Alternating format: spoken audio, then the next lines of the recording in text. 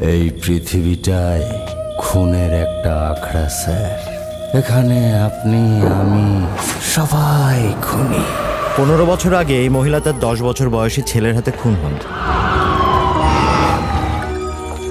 খুনের ধরন অনুযায়ী খুনিকে কোনোভাবেই সাইকো মনে হচ্ছে না, কিন্তু খুন করার হাতিয়ার হিসেবে সে কেচি ব্যবহার করছে।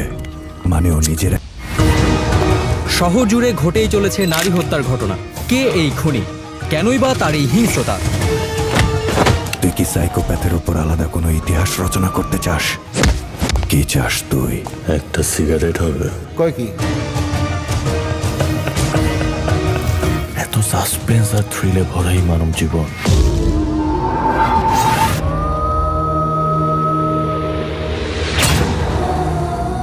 অপরাধের মাসুম চেহারা সিনেমার ট্রেলারের মতো, যা দেখে সে মানুষের কাছ থেকে ক্যারেক্টার সার্টিফিকেট নিতে চায়।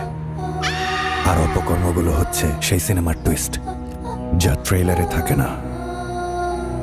তোর এই অস্কার জয়ী অভিনয় আর গল্প বলার চিত্রনাট্য চেঞ্জ হয়ে যাবে।